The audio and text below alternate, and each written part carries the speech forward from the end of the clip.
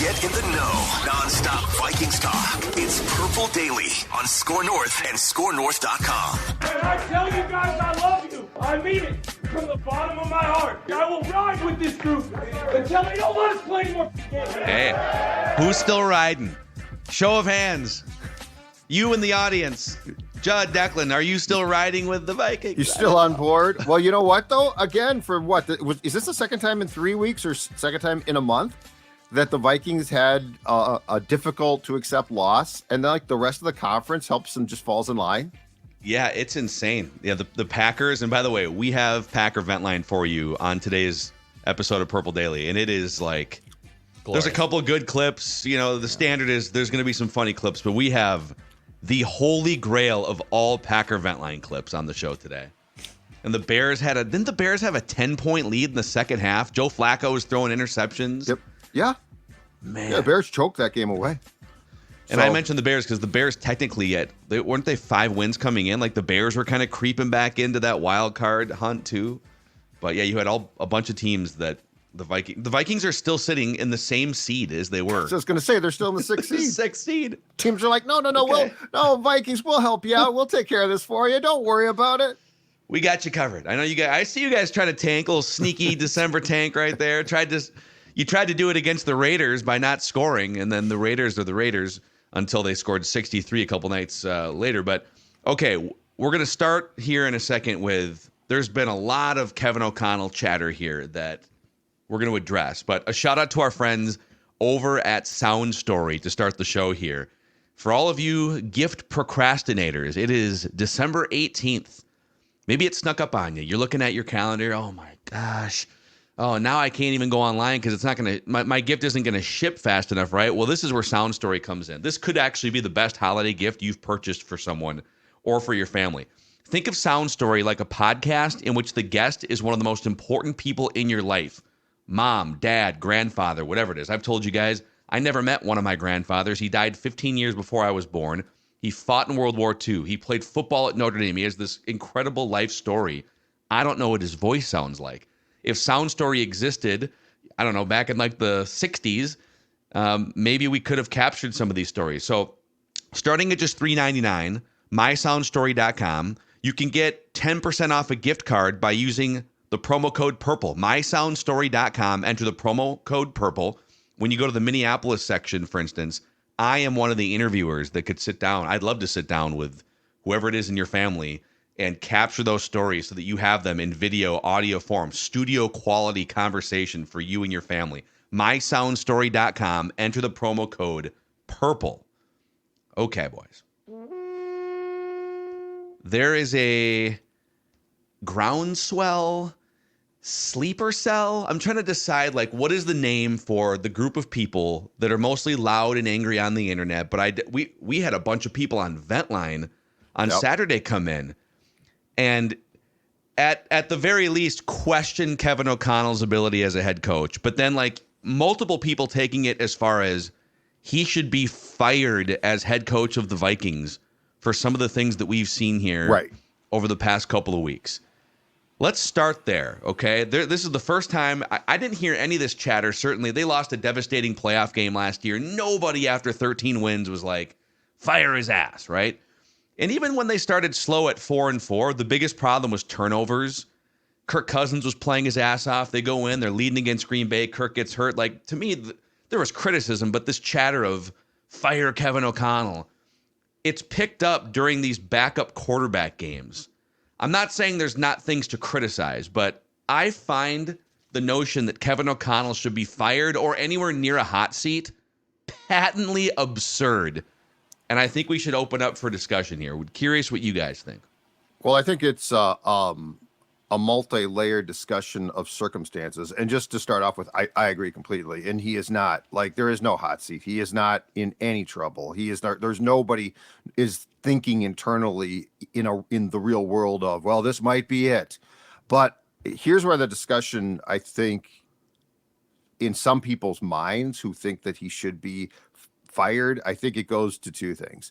I think there's still PTSD from Childress in 2006 when he was the first year coach at the time, not second year.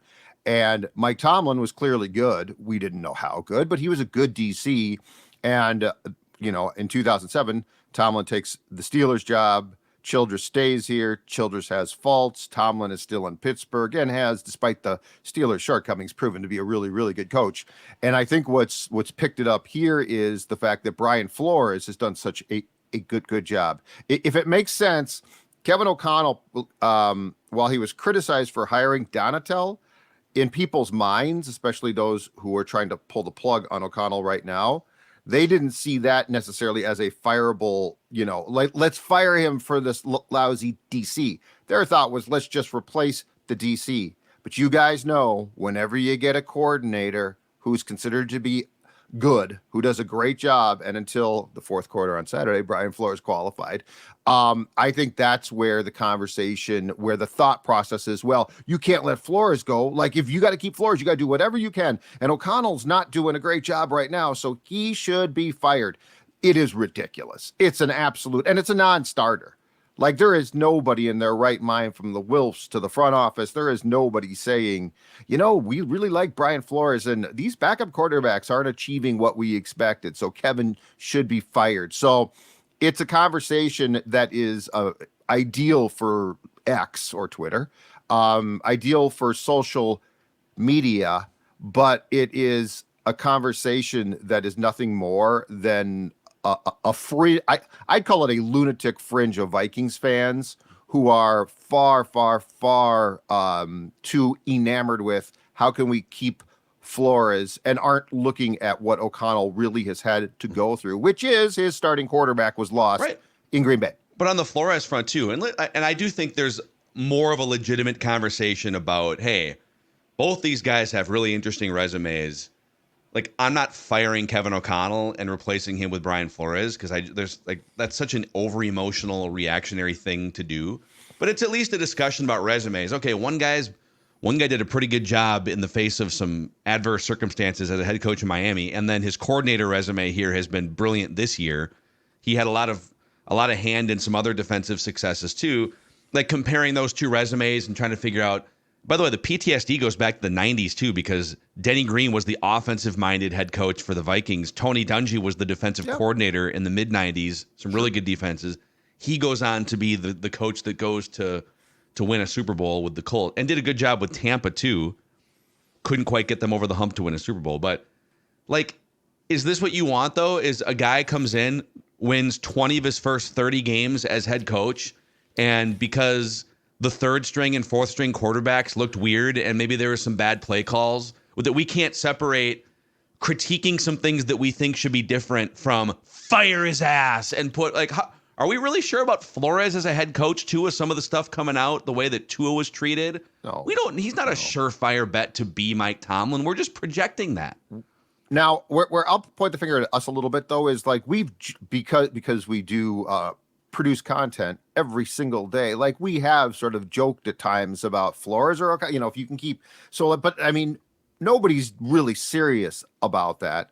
But I think that loss to the Bengals was just such a difficult loss to take. I wonder if you re-polled those people today from Saturday, how many of them would still be like, O'Connell should be fired. After like a cooling off period. I gotta think it went down some. But look, these conversations are fun, and I get it. And Flores does deserve a ton of credit, but it is a complete non-starter. There's as much of a chance of Kevin O'Connell being fired as coach of the Vikings as Joshua Dobbs starting in week 1 of 2024.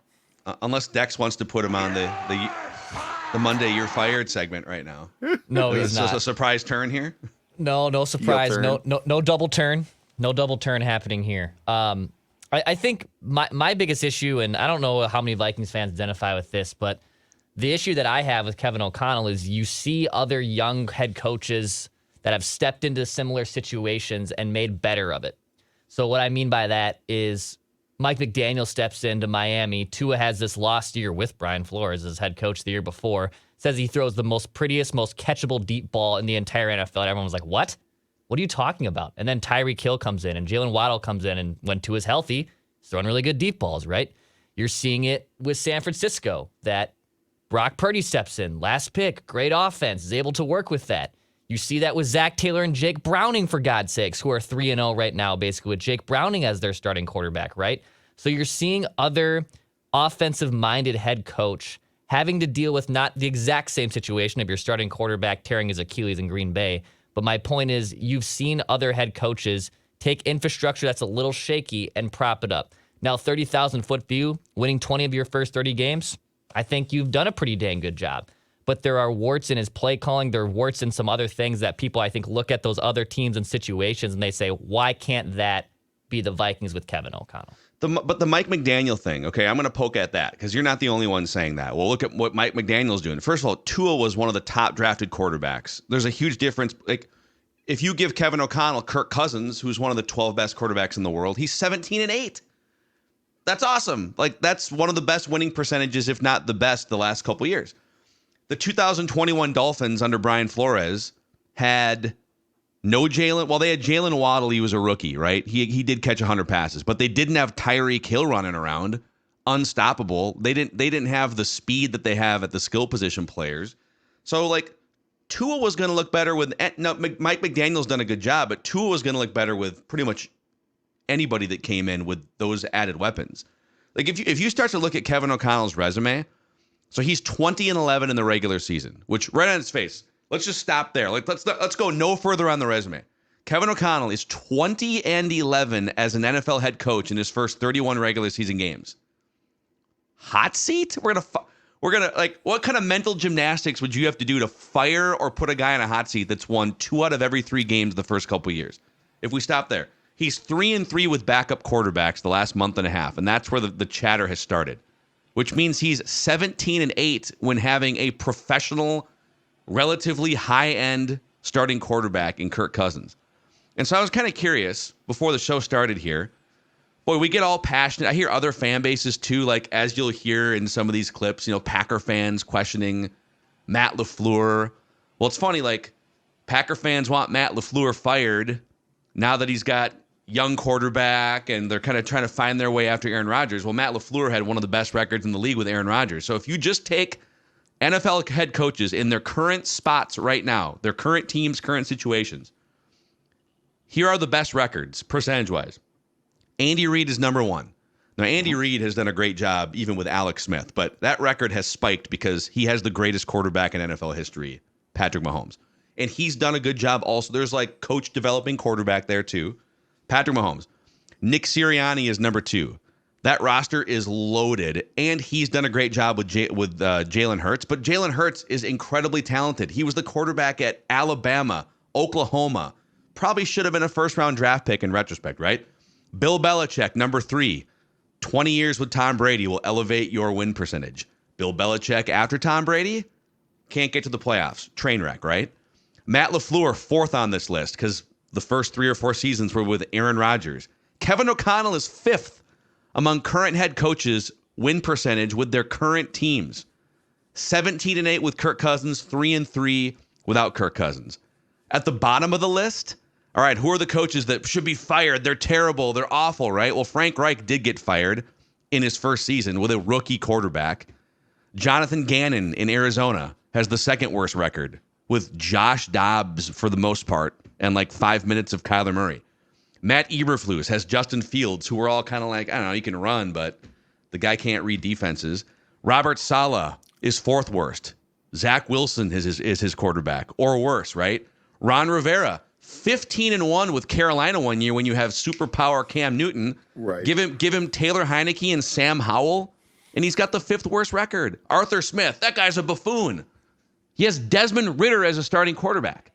So, we're piling on Kevin O'Connell with backup quarterbacks here. When you give him Kirk Cousins, what could he do with better than Kirk Cousins? That's what I'm curious to see. He's 17-8 with Kirk Cousins.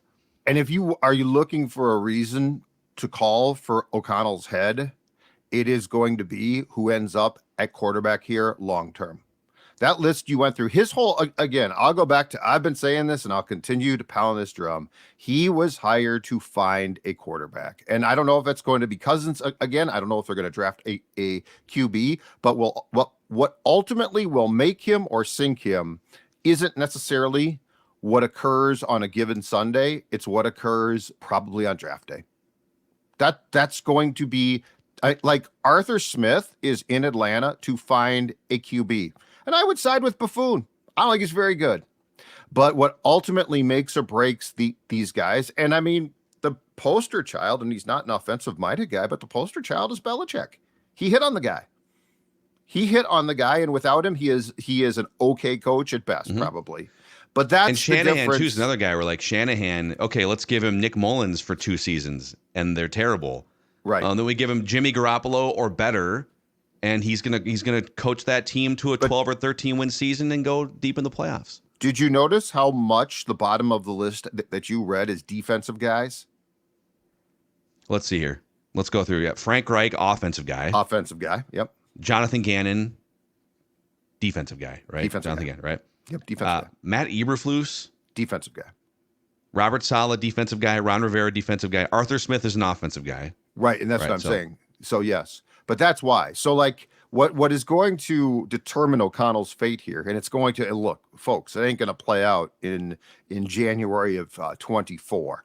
But what's going to determine his fate is exactly that. Can he find? Because if he finds the right quarterback, guess what? If it works, then you're going to have a job for a long time, and your play calling is going to spike up and look pretty damn good. And if you don't, if Kevin O'Connell, and I don't expect this, but if his career as Vikings coach somehow becomes cycling through Christian Ponders and Kellen Mons and Josh Dobbs and Nick Mullens, he's going to be fired. But I don't expect that. If he can identify a quarterback, which the previous regime struggled to do, then I think he'll be absolutely fine. Another thing to consider here too is, so we went through the record. He's 20-11. They're 7-7 despite playing 6 games with backup quarterbacks this year. So, which is actually, I know it's looked weird, and that the last 2 games have left a bad taste in people's mouths. And I agree. I hated the back-to-back tush pushes. Put someone back there who actually has some oomph, not Brandon Powell. Like, there's a lot of things to nitpick. I'm not saying there aren't things to criticize, but this team has fumbled or thrown interceptions 5 times this season on the goal line.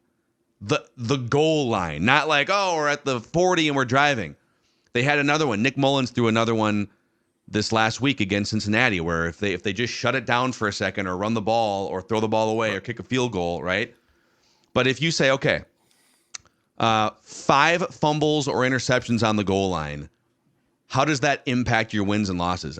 I mean, I'm just sort of anecdotally going through, and I can tell you at least 3 games it directly swung, where you're taking 7 points off the board for you, and then you're like Justin Jefferson reaching to the pylon, Philadelphia game, right? I think it was. And the ball goes out of bounds. 7 points off your board. They get the ball coming back on a touchback. Kirk Cousins, I think, threw an interception down there, maybe 2 of them at one point. So if we can say that those fumbles on the goal line, and the one on Saturday, like if they score a touchdown there, that game's over. The Bengals aren't coming back from that. The Bengals shouldn't have come back, period, but that game's over. So if you don't fumble or intercept on the goal line 5 times, I think it's 3 extra wins. Might even be more. 3 might be low. I think it's 3 extra wins. We're talking about a 10-4 team, if not for historically crazy turnover rates. And I know your comeback's going to be, well, why is Nick Mullens being allowed to throw a pass in that situation? I don't know. He's a quarterback. But you can't. You're going to not call a pass play inside the 20 ever? Yes, I take the field. Yes, with Nick, I take the field goal. He's a kamikaze quarterback. He's running kamikaze ball missions. No, I'm not going to. Now, I did the same thing. And yes, with Cousins there, I'm with you. There's a lot of fluky. And look, the ball security being as bad as it's been is concerning just from a team standpoint. Like it's weird. 1 or 2 games is a fluke. As many games as I mean, something needs to change in training camp as far as ball security drills go. I would say better players in some aspects. But I mean, like the Jefferson thing, that's fluky. Like it's a bad turnover, but that's fluky. But some of the picks have been questionable. Anyway, long story short, the Cousins thing, I think you can go through the drill that you just did. I think when you get to a game like Saturday, though, there is blame to go around in play calling. And like let's give the head coach a mulligan, okay? Let's say that first pick that he threw, which I've not seen this yet, but perhaps Jefferson ran the wrong damn route. I don't know. But let's give him that and say, you know what? Things happen. Goal line, you tried. Then explain the second one to me when he allows him to pass again and he literally throws the ball into while basically almost on his butt into a defender. That's the type of thing where it's like just Kevin. As someone said to me, and it's a great term, he runs the YOLO offense.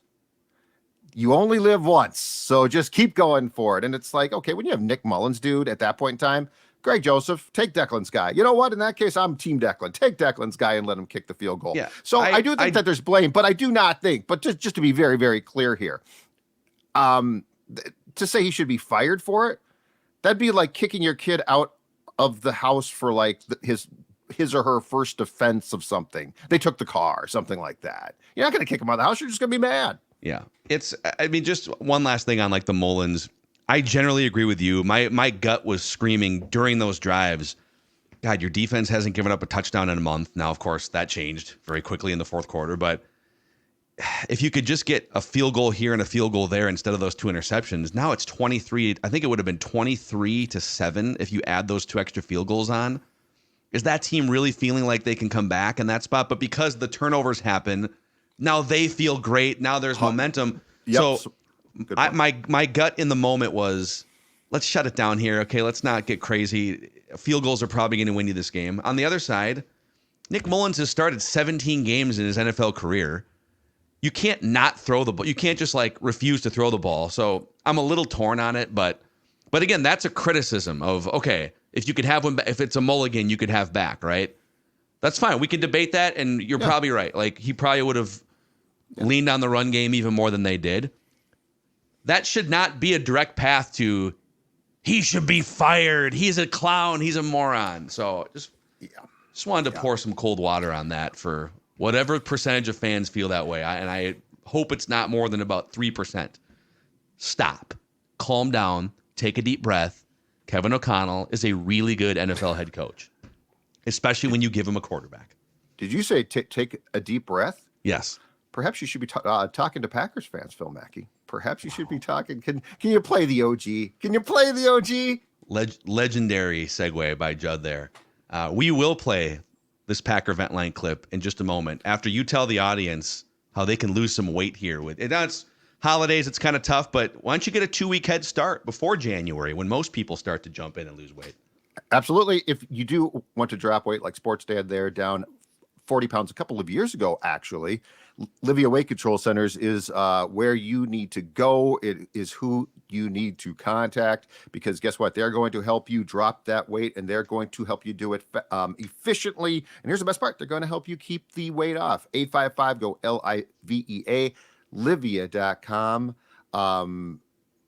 We've had a ton of folks join from the PD family. We have heard, Phil, Dex, and I, all of your success stories. They are fantastic. So why don't you become the latest person? If you are saying, you know what, 2024 is going to be the year that I'm going to drop weight, well, guess what? Now is the time. Take advantage. Voted the best weight loss center in the state of Minnesota 3 consecutive years. Find out why. Go to Livia, LIVEA.com today and find out what the results can be for you to get all those clothes that might not fit now to fit in 2024.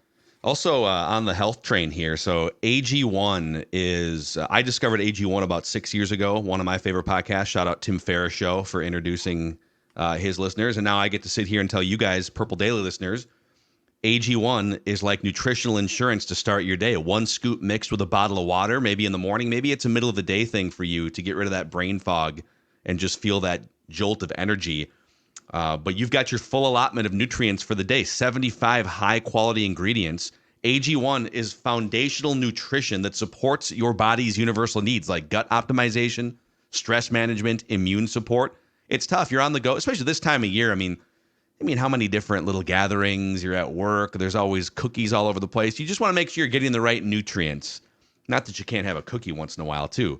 But if you want to take ownership of your health, it starts with AG1. Try AG1 and get a free 1-year supply of vitamin D3K2 and 5 free AG1 travel packs with your first purchase. Go to drinkag1.com/purpledaily. That's drinkag1.com/purpledaily. Purple Daily. Time now for Packer Vent Line. I'll hit this one here, Declan. This might be the most epic meltdown in the history of Packer Vent Line, courtesy of Cheesehead TV. Four-man rush. Baker over the middle. Wide open. Hey, first down. F*** this defense. God, you get it behind the sticks every time, and then you're like, oh, I'm sorry. Would you like to be at first down again? Here you go. Soft ass every week. Hey. What's the point? Just let him score. Garbage. Every week. I'm so sick of it. God, I love Nagler. Oh, Nagler, dude. Nagler, calm down. It's going to be okay. My. But what's great is he exploded in real time. So, like, there was no time to think about it. He was already mad, right? And then he just exploded in real time. Corey Behnke's like looking like, he started laughing. He's like, oh, man. Should I call the paramedics for Aaron? Oh, my God. It's just so fantastic. I need to hear it again. Four-man rush. Baker over the middle. Wide open. Hey, first down. F*** this defense. God, you get it behind the sticks every time, and then you're like, oh, I'm sorry. Would you like to be at first down again? Here you go. Soft ass every week. Hey. What's the point? Just let him score. Garbage. Every week. I'm so sick of it. yes. That is my drug. That is my drug. Baker Mayfield, just perfect passer rating, daggering that Packers defense. Oh my God. Inject it straight into my veins. Oh my God. And so they're basically going through, it feels like what we did last year, right? With Donatel, yeah. With Donatel. Like there's just, it's like, what are you even doing? But that is such an epic meltdown. The reactions were a little bit more subdued on ESPN Milwaukee, but they were still trying to figure out how to cope with this thing. In downtown Milwaukee, alongside Homer and Packers Hall of Famer Mark Tauscher, here's Gabe Neitzel. Oh boy. Not much to say after that one. Oh boy. He literally had to take like 3 deep breaths just to start the show. It's just like, oh man. Here we go. Oh man. I love the reactions. They're just so like, what the hell is this? Who's barking right now? Is that Stella and Ryder? Oh wow. He's staying over. Her friend is staying over, and they've sleepover. decided to begin a propaganda of Fire O'Connell. That's what that bark is. That bark is Fire O'Connell. I told them there's going to be nobody fired today, and these dogs are pissed.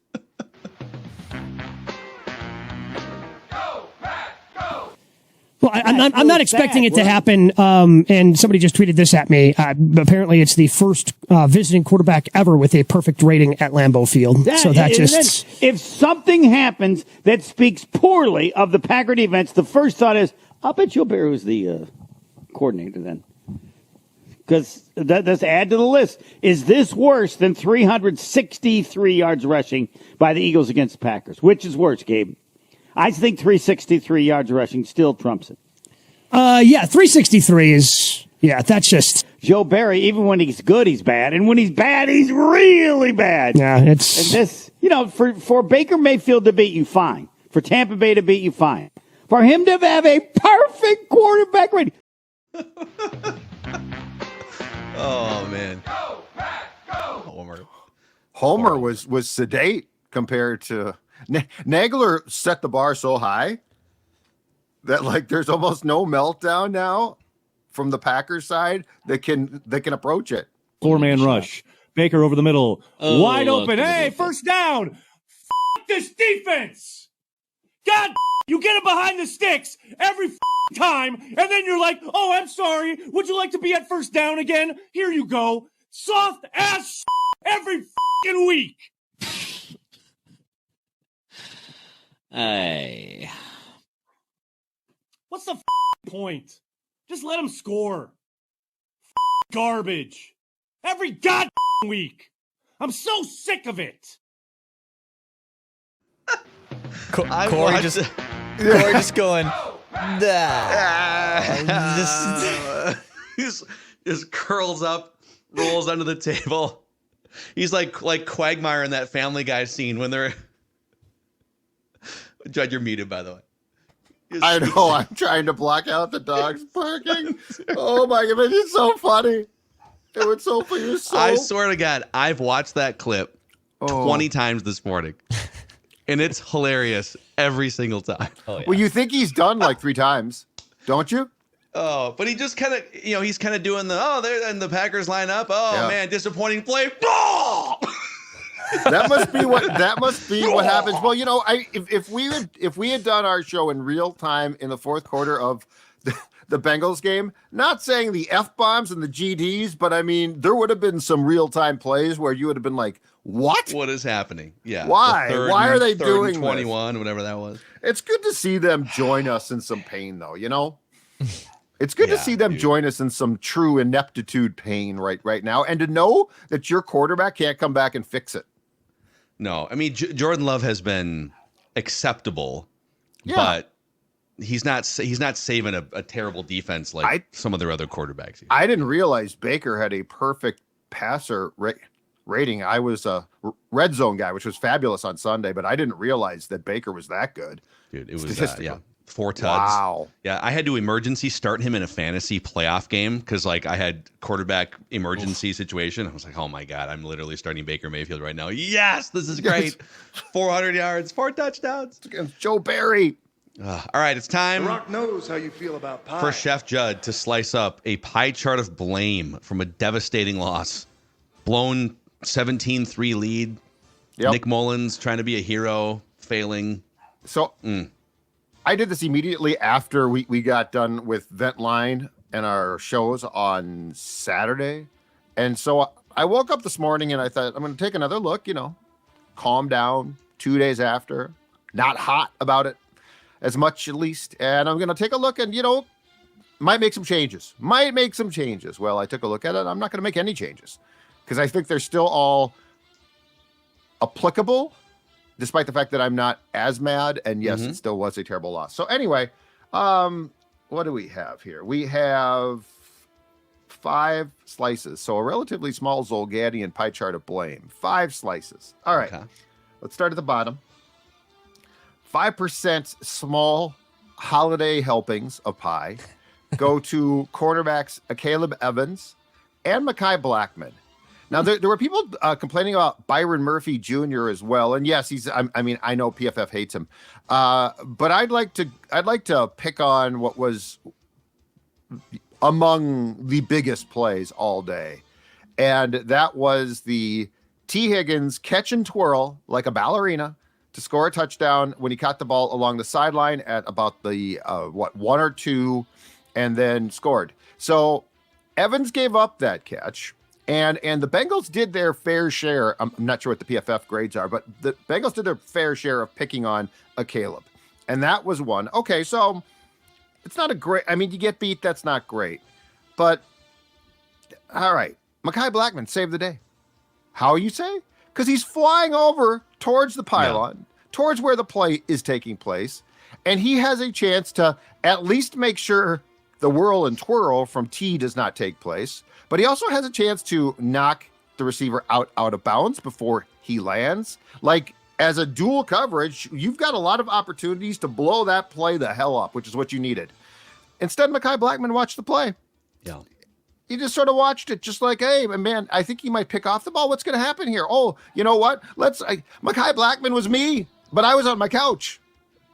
Yeah, I think I would put more blame on Evans for losing the 50-50 ball. It was just a blind 50-50 desperation pass. And of course, we didn't even have the Jake Browning conversation yet, but it gives that guy fuel then to go back, even though anyone could have thrown that 50-50 ball and T. Higgins catches it. Then he goes back, slams his helmet down on the bench. Never should have cut me. Never should have cut me. That was aggressive. It was pretty funny, actually. And then he does it at the podium, too. He kind of tells the story about how he felt like he got the way they did it, too. I've been cut by a lot of teams. The way they cut me. Stop. He's not wrong. That regime was like, I mean, we've talked about this, right?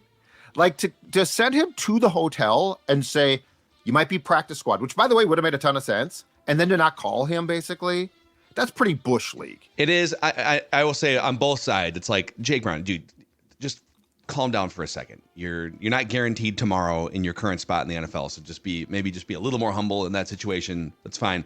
On the Viking side, how many times did they pass over younger quarterbacks with more talent, more upside to keep Kirk's buddy Sean Mannion on the team? Yeah. It was like 3 straight seasons of, and Mannion, as we all saw, anytime he got into a game, had zero chance to lead the offense down the field and put up points. But he was a good guy in the room for Kirk. He was non-threatening.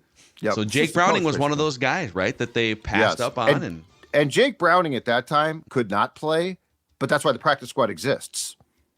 You know, the practice squad is there for that. So anyway, 5%, just small chunks. Happy holidays. Merry Christmas. Caleb Evans, Mekhi Blackmon. All right, I hate to do this, but he gets praised a ton, and he has deserved it. He's gotten large pieces of pie. So he's going to get a medium size, slightly smaller helping. 12%. That's right, 12%. Oh, 12. We're going off the zeros and fives. Yeah, because I don't want to. You're going to make us do math now. Okay. Yep. I'm not. So we're at 22%, 22%, 12%. Brian Flores. Your defense melted down, dude. I'm sorry. So Caleb Evans and Blackmon each got 5%. Yeah, each got 5%. So I was unclear. I thought they were splitting the 5. Okay. 5% helpings to each. Wow. Okay. 5% helpings to each. Sorry. So yes, each get 5%, and then 12% Brian Flores. Your defense gave up 21 points in the fourth quarter. I don't think your defense had given up a point. I don't think your defense had given up a touchdown, I should say, dating back to the Mekhi Blackmon being beat in the end zone against Denver to win that game for the Broncos. So you've been fabulous. You deserve all the credit that you get. But Brian, when it become nut cutting time in the Queen City on Saturday, your defense melted down, and it was disturbing to watch because like one touchdown, you're thinking, okay, you know what? Yes, they deserve that. You know, they've been great. 2 touchdowns, you're like, oh, that's a little bit odd, but okay. But 21 points in a quarter against I mean, this was backup quarterback against backup QB. And to your point, the cornerbacks got exposed a bit more than ordinary. So yeah, 12%. So we're at 22 total, goes to Brian Flores. It was kind of shocking, right? The game felt over to me at 17-3. I don't know. It did. We've watched a lot of Vikings games that don't feel over with a 2-touchdown lead, but that game felt over at 17-3. Seaford had a note this morning that Vikings points allowed in the past 4 games, quarters 1 through 3, the Vikings are allowing just 4.5 points in the first 3 quarters of the NFL. That is the best. That's the best rate in the NFL over the last 4 games. Only 4.5 points per game in quarters 1 through 3. In the fourth quarter and overtime, they're allowing 10.5 points per game. That is number 31st in the NFL. Yeah, not great. So that's an interesting stat. So there must be some. My guess is, without looking into the stats too much, so the Vikings run more 8-man drops or 3-man pressures, however you want to look at it, than any team in the league, and they run more blitzes. They don't do a lot of just like 4-man pressure and drop. So it seems to me, especially in that game against Cincinnati, they sort of stopped doing what had gotten them to that point. Which is and maybe that's a theme. The Bears too, or same as the Bears game. So now you're worried after 3 quarters of flustering that quarterback. Now you're worried that if you send 7, they're going to burn you. Like, I don't know. It hasn't happened in a month. So trust I would say, Brian Flores, trust your pressure. Trust your fronts. So and there's backup quarterbacks. Fluster them, for God's sakes. So I did go back and watch the Higgins touchdown catch, and he did bring pressure, and Browning threw up the pass, and to your point, the corner got beat there. And the corner's in the right spot. You got the help coming over. Like, it was a well-designed defensive play. Yeah, I think that was more of, the corner got beat on a jump ball, but then also he didn't get any help from Blackman's got to keep going there. Like, what are you doing?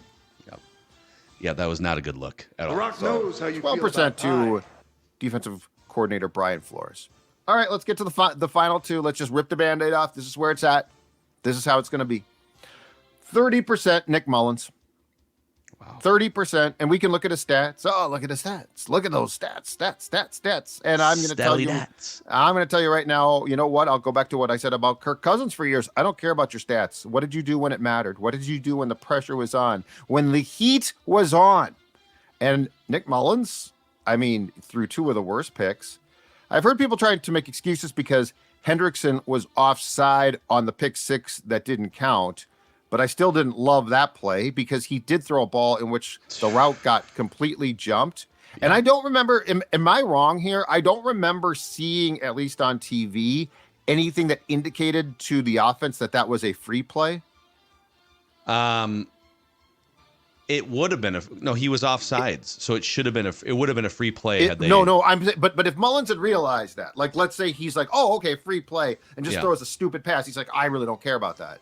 Yeah, and it's tough on that because I think seeing that. Most top quarterbacks identify that that's a free play, but then when you have like a screen action dialed up on the right, I think if it's an Aaron Rodgers or a Peyton Manning, I do think they would find a way in that moment. Screw the screen action, and they would know. They would know that, like, some receiver would know, but it didn't. Yeah, there was no thought, obviously, and that offsides. I don't think that offsides affected what would have been a pick six. It had to get called back because it was offsides. It's cheating, but that was just a terrible. That was maybe his worst pass. Oh no, the one he threw down to the defensive tackle laying on the ground. Yeah, that was.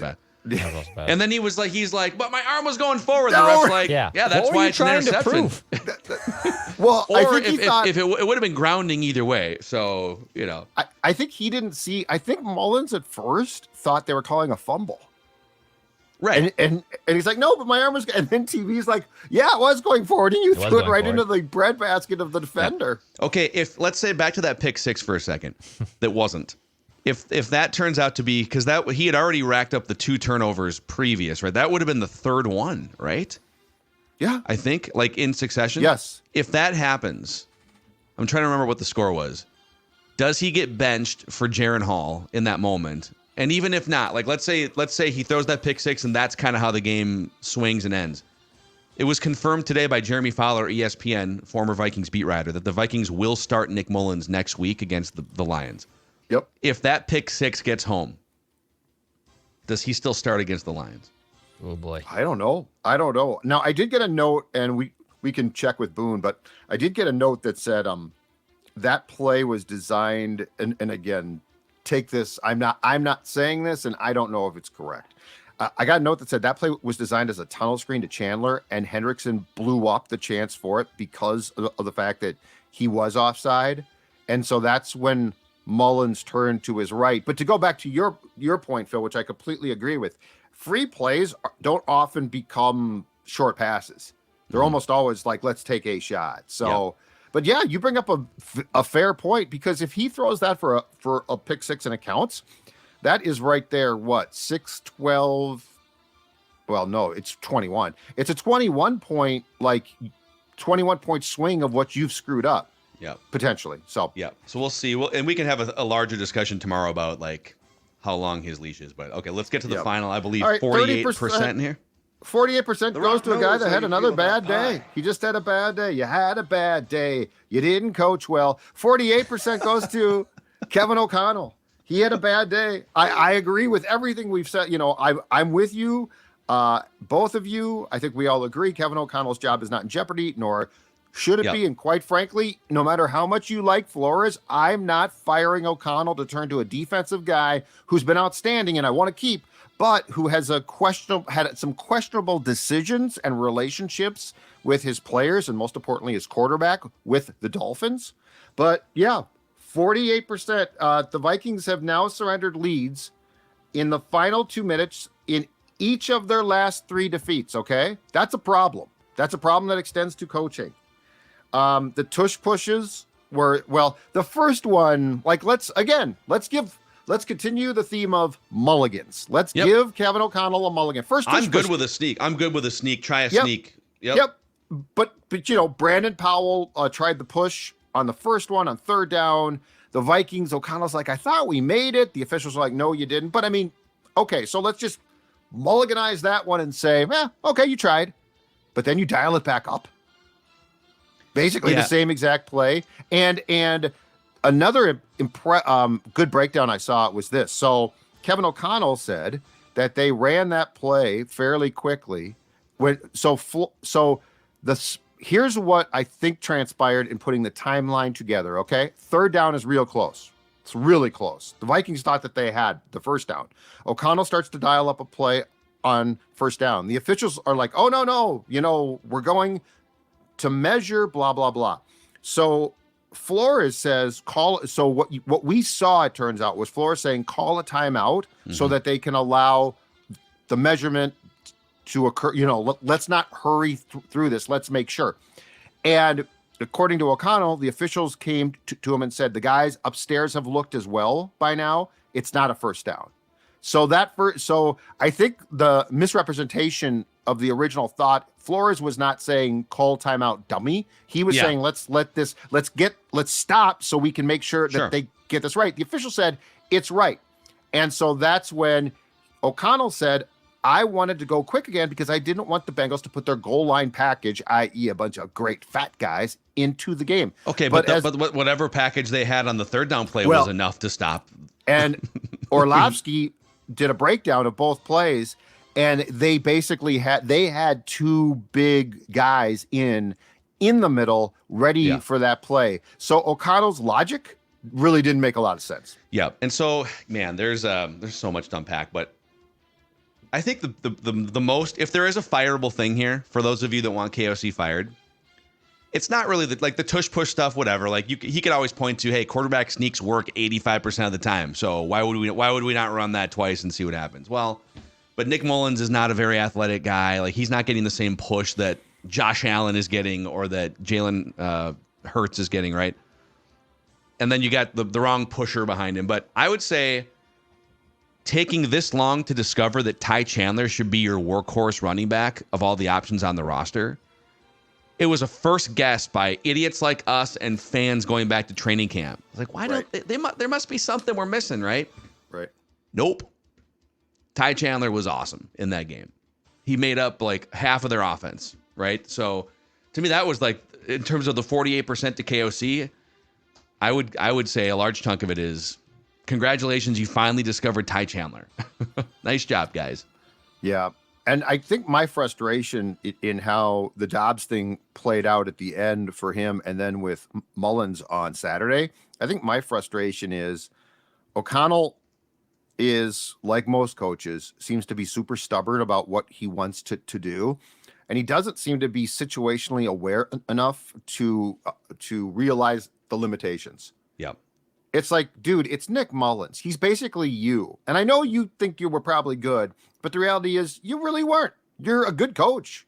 And I think you're a good offensive mind. But you know, why are you basically saying that you think that Nick Mullens can do things Cousins can do? That's what gets me. It does feel it's situational. A little stubborn. Yeah. Mm-hmm. Let's do some silver linings here. Shout out to our friends at Quick Trip for powering Purple Daily on a daily basis here. Great place as you're road tripping. A lot of you probably have, just like us, we're going to be road tripping Wisconsin throughout the next couple weeks at times. Looking forward to multiple Quick Trip stops. And that allows you, of course, also to have the peace of mind, Phil, as you and the gal drive around outstate here and then into Wisconsin, to have the peace of mind that you are driving with Quick Trip gasoline, and they've got their quality gas guarantee.